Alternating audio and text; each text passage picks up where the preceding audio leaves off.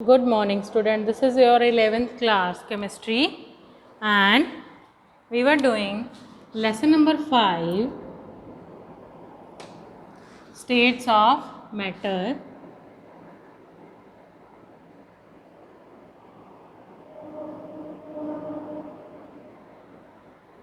इसमें हम gaseous state study कर रहे थे, ठीक है। हमने गैस लॉ स्टार्ट किए थे। गैस लॉज, इसमें सबसे पहले था बॉयल्स लॉ,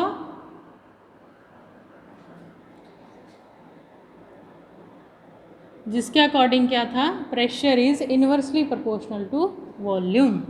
और उसके बाद चार्ल्स लॉ था, volume is directly proportional to temperature. Third हमने किया था गे-लुसैक लॉ। गे-लुसैक लॉ, उसमें क्या था, pressure was directly proportional to temperature. इनमें कितनी टर्म्स यूज हुई हैं, pressure, temperature, volume and number of moles. जिन दो टर्म्स को लिया गया है, बाकी दो टर्म्स को कांस्टेंट किया गया है, ठीक है। तो जो आपका प्रेशर और वॉल्यूम लिया गया है, तो यहाँ पर temperature and number of moles get constant, और चार्ल्स लॉ में आपका pressure and number of moles constant. Gay Lussac law में volume and number of moles constant. उसके बाद फोर्थ लॉ है आपका एवोगैड्रो लॉ। फोर्थ है आपका एवोगैड्रो लॉ। एवोगैड्रो लॉ मतलब नंबर ऑफ मोल्स को किसी ने कंसीडर ही नहीं किया, नंबर ऑफ मोल्स को किसी ने छेड़ा नहीं। तो एवोगैड्रो है जिसने नंबर ऑफ मोल्स को लिया, ठीक है। एट कांस्टेंट, क्या बोला एवोगैड्रो ने, at constant pressure, at constant pressure and temperature, at constant pressure and temperature, the volume of gas is directly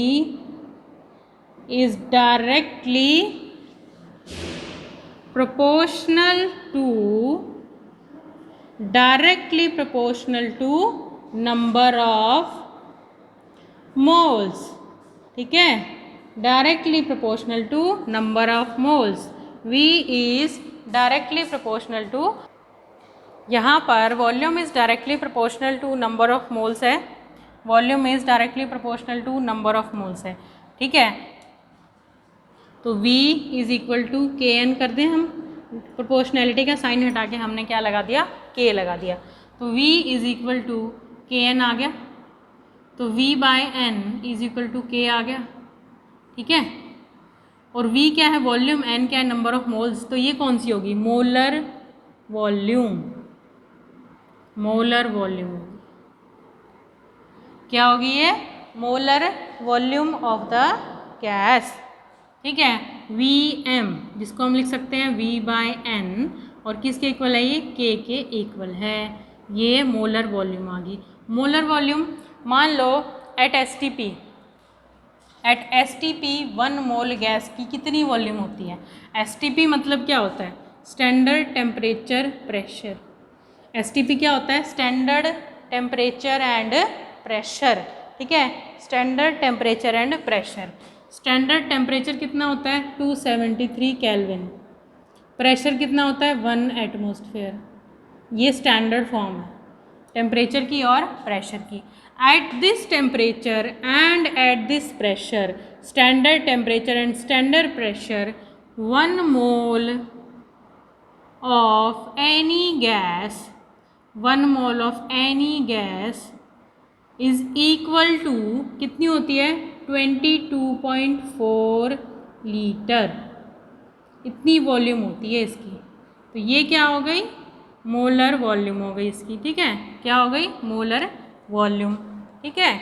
तो किसी भी गैस का 1 मोल एक पर्टिकुलर टेम्परेचर यानी standard temperature and standard pressure पर क्या दिखाता है, 273 kelvin temperature and pressure 1 atmosphere पर कितनी होती है मोलर वॉल्यूम उसकी? 22.4 लीटर। ये स्टैंडर्ड वैल्यूज़ हैं, आपको क्रैम करनी होती हैं ये चीज़ें, आगे न्यूमेरिकल्स में यूज़ होती हैं। कई बार दी जाती हैं, कई बार नहीं दी जाती। कॉम्पिटिटिव एग्ज़ाम में ये सब प्रोवाइड नहीं होता आपको, चलो CBSE में दे दिया, कॉम्पिटिटिव एग्ज़ाम में ये सब वैल्यू नहीं दी जाती, ठीक है। तो ये था आपका एवोगैड्रो लॉ। तो देखिए ज़रा आप, हमारे पास 4 लॉज आ गए आपके। कितने आ गए? 4 लॉज आ गए। कौन कौन से? आपका बॉयल्स लॉ है, चार्ल्स लॉ है, गे-लुसैक लॉ है, एवोगैड्रो लॉ है। इसमें pressure is inversely proportional to volume, volume is directly proportional to temperature, pressure is directly proportional to temperature and volume is directly proportional to number of moles, ठीक है। अब हम क्या करें, इस डेफिनेशन को मैं इरेज कर रही हूँ एक बार, आई होप आपने लिख ली होगी। अब बाय कंबाइनिंग 1, 2 और 3rd और 4th जितने भी आपके गैस लॉज हैं, जितने भी 4 लॉज हैं ना, Boyle's law, Charles law, Gay Lussac law and आपका Avogadro law, by combining gas laws को हम कंबाइन कर देंगे तो क्या आ जाएगा?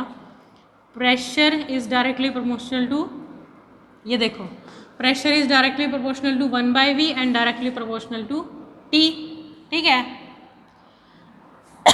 यहाँ पर तो ऐसे लिख सकते हो आप इसको, ठीक है, लिख सकते हो डायरेक्टली प्रोपोर्शनल टू। अब PV इधर चला गया, क्या आ गया? यहाँ पर T आ गया, V इस साइड चला गया तो PV प्रोपोर्शनैलिटी साइन हटा के RT लिख दिया हमने, प्रोपोर्शनैलिटी साइन हटा के हमने RT लिख दिया। ये 2 लॉज लगाए हमने, ये वाला और ये वाला, ठीक है। अब वॉल्यूम डायरेक्टली प्रोपोर्शनल किसके है यहाँ पे? नंबर ऑफ मोल्स के। ये वाला तो हो गया ना, volume directly proportional to temperature, ये वाला आ गया चार्ल्स लॉ, ये वाला आ गया बॉयल्स लॉ, ये आ गया आपका गे-लुसैक लॉ। उसके बाद Avogadro law, volume is directly proportional number of moles, volume is directly proportional to number of moles. तो PV ऐसे लिख सकते हैं हम इसको, यहाँ से N और T, और फिर इसको भी हम इस तरह से लिख सकते हैं PV is equal to nRT। R आ गया हमारा गैस कांस्टेंट, R क्या आ गया हमारा? Gas constant.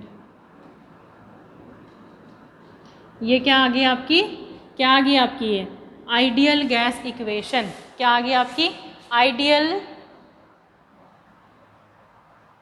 Gas equation, ideal gas equation, ideal gas equation.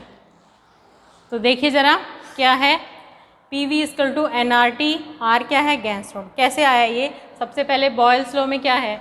Inversely proportional to V और P किसके? डायरेक्टली प्रोपोर्शनल टू T है, इनको कंबाइन कर दिया, ये आ गया। अब दूसरे में क्या है? वॉल्यूम, ये आ गया, इसको हम इस साइड ले गए तो ये आ गया V is directly proportional to T, volume is directly proportional to temperature, ये आ गया आपका चार्ल्स लॉ। तो ये तीनों लॉज आ गए इसके अंदर। उसके बाद आया हमारा ये कौन सा लॉ है? एवोगैड्रो लॉ, ठीक है। फिर हम वॉल्यूम को डायरेक्टली प्रोपोर्शनल टू N भी रख देंगे, ठीक है। N रख देंगे, N क्या है? नंबर ऑफ मोल्स है, तो PV इक्वल टू nRT आ गया आपका। और R क्या है? प्रोपोर्शनैलिटी साइन हटाकर हमने कांस्टेंट लगाया है, गैस लॉज कंबाइन हुए तो इसको हम गैस कांस्टेंट बोल देंगे। क्या बोल देंगे इसको? Gas constant. तो आपकी क्या आ गई है अब यहाँ पर? क्या आ गई है? Ideal gas equation. क्या आ गई है? PV equal to nRT, nRT क्या आ गई? आइडियल गैस इक्वेशन आ गई आपकी, ठीक है। अब स्टेट अगर चेंज हो जाए, P1 V1, T1 is equal to P2 V2 is equal to T2, 2 states के वेरिएबल्स आई हैं, pressure volume and temperature, pressure volume temperature, N and R, ठीक है, वो तो सेम ही रहते हैं मोस्टली, N एंड R तो मोस्टली सेम रहते हैं, ठीक है। N और R की वैल्यू गिवन होती है, ठीक है, या फिर सेम होते हैं कई बार। तो pressure volume temperature, pressure volume temperature 2 states के वेरिएबल्स हैं ये। तो हम 2 स्टेट्स को कंपेयर कर सकते हैं इन वेरिएबल्स को यूज़ करके और वैल्यू निकाल सकते हैं। जैसे एक वॉल्यूम नहीं दिया हुआ, एक एक टेम्परेचर नहीं दिया हुआ, अगर ये सब दिया हुआ है तो हम एक वैल्यू निकाल सकते हैं। ये सब इन सब की वैल्यू दी हुई है, हमें P1 की वैल्यू नहीं दी हुई तो P1 निकाल सकते हैं। इस तरह के न्यूमेरिकल्स आएंगे आपको इस इक्वेशन के, P1 V1 divide by T1, ठीक है। तो ये थी आपकी आइडियल गैस इक्वेशन, जो हमने कैसे की थी, बॉयल्स लॉ, चार्ल्स लॉ और गे-लुसेक लॉ को कंबाइन करके। एक बार फिर से देखो, बहुत इंपॉर्टेंट है, ये हर बार एग्जाम में आती है आपको Boyle's law, P is inversely proportional to V, यानी कि pressure is inversely proportional to volume. Charles law, volume is directly proportional to temperature. Gay Lussac law क्या है, pressure is directly proportional to temperature और उसके बाद Avogadro law, volume is directly proportional to number of moles, ठीक है। और इनको combine कर दिया सारे लॉज को, तो क्या आ गया, PV directly proportional to NT, और इस प्रोपोर्शनैलिटी के साइन को हटा के हमने लगा दिया R, तो PV इक्वल टू क्या आ गया, nRT। PV क्या है, nRT। ये क्या है आपकी आइडियल गैस इक्वेशन, जो हम बहुत बार यूज़ भी कर चुके हैं, और इस आइडियल गैस इक्वेशन को हम हर लॉ में अप्लाई भी कर चुके हैं, ठीक है। तो P1 V1 T1 equal to P2 V2 divide by T2, इस तरह हम दो स्टेट्स में कंडीशन लगा के वैल्यू निकाल सकते हैं। तो यहाँ तक रिवाइज करना है आपको। Thank you and have a nice day.